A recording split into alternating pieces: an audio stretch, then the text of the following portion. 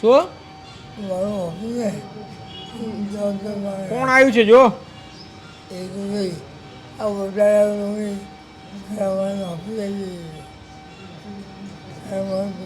મને ઓળખો છો? મને ઓળખો છો?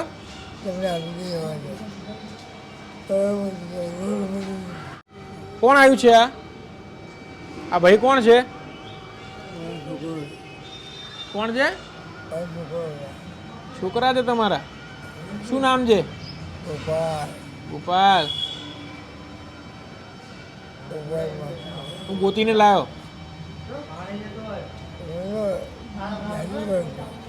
હે? હું જાદુગર છું. ગોતીને લાવ્યો.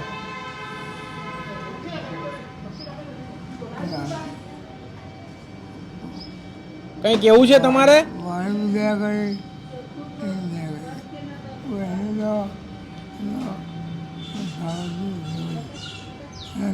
તમને હોસ્પિટલ મોકલવાના છે અત્યારે, દાખલ કરવાના છે. હે કરી દઉં ને? હા નાની પાડતું કોઈ વસ્તુમાં.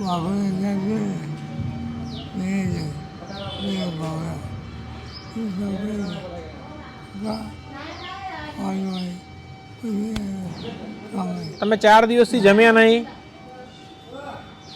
કેમ? હે કશો વાંધો નહીં, આપણે હમણાં વાત કરીએ ને.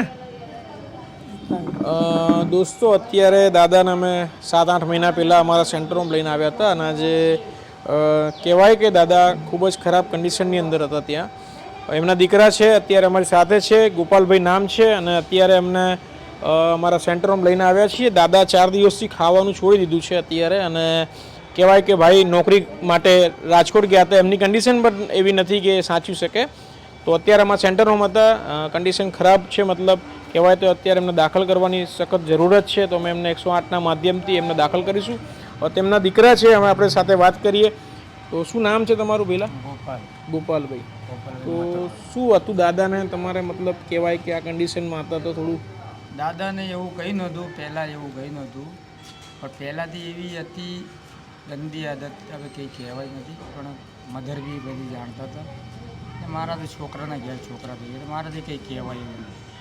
મમ્મીનું મકાન વેચાયા પછી એણે જે રૂપિયાનું જે કર્યું બહુ ખોટું કામ કર્યું.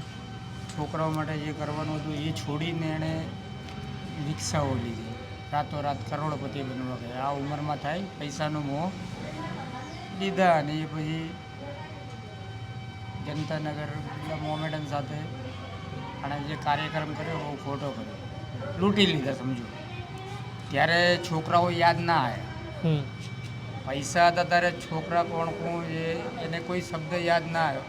અત્યારે યાદ આવ્યા તો અમે બી ભૂલી જઈએ ને, ખોટી વસ્તુ છે. એ તો હવે તમારા ઘરનો પ્રશ્ન છે. માત્ર અમે તો શું છે કે બરાબર છે, તમારા માટે નો ડાઉટ. તમે જે સેવા કરો છો ઘણી સારી અને મસ્ત સેવા કરો છો, એના માટે કોઈ ના નથી. તમે જે સાચવે ને, આ ભાઈ તો પહેલાં જ આઉટ થવાના હતા, પણ જે આ તમે 8 મહિના બક્ષી દીધા ને એ સારું કર્યું. કશો વાંધો નહીં, જે છે તમે એમની સેવા કરો, અને અત્યારે એમને દાખલ કરવાના છે. તો જે પણ છે, અને કદાચ તમારી ફાઇનાન્શિયલી કન્ડિશન ના હોય તો મને કોન્ટેક કરજો, બરાબર? મારો નંબર આપું છું. દાદાની જે પણ જરૂરિયાત હોય મને કહેજો. દોસ્તો કહેવાય કે કર્મની પીડા, મતલબ કહેવાય કે કર્મ કોઈને છોડતું નથી, એ વાક્ય આજે સાર્થક થાય છે. અને કહેવાય કે ગીતાની અંદર લખેલું છે, ભગવાન શ્રી કૃષ્ણ પોતે કહે છે કર્મ કોઈને મતલબ કહેવાય છોડતું નથી. તો દાદા ગઈકાલ સાંજે નવડાયા હતા અને ફ્રેશ કર્યા હતા. સવારે તમે જો પાછી માખીઓ આવી ગઈ, અને એ જ કન્ડિશન, મતલબ કહેવાય કે માત્ર આપણે નાહી ધોઈને ફ્રેશ થઈએ તો 2 દિવસ ના નાહીએ તો સારી કન્ડિશનમાં દેખાય, પણ દાદા 1 દિવસની અંદર ખરાબ કન્ડિશનમાં આવી ગયા. મતલબ ક્યાંય ને ક્યાંય દાદાએ પોતાના જીવનની અંદર ખરાબ કર્મો કર્યા છે અને અત્યારે એમને ભોગવવાના છે.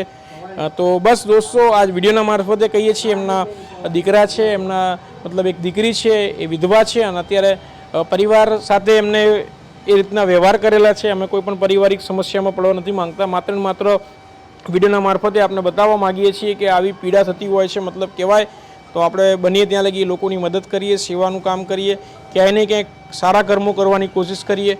તો દોસ્તો કમ્પ્લીટ વિડીયો જોજો, આપના દરેક ગ્રુપમાં શેર કરજો. અને એક કહેવાય કે આ વિડીયોના મારફતે આપણે બતાવવા માગીએ છીએ કે આજ જે કન્ડિશન છે અમારા સાથે જોવાય એવી નથી. દાદાને 8 થી 9 મહિના અમે રાખ્યા છે અને દાદાને માટે અત્યારે ખૂબ જ દુઃખ થઈ રહ્યું છે કે આ છેલ્લી કંડી 4 દિવસથી ખાવાનું છોડી દીધું છે. તો કમ્પ્લીટ વિડીયો જોજો, આપના દરેક ગ્રુપમાં શેર કરજો.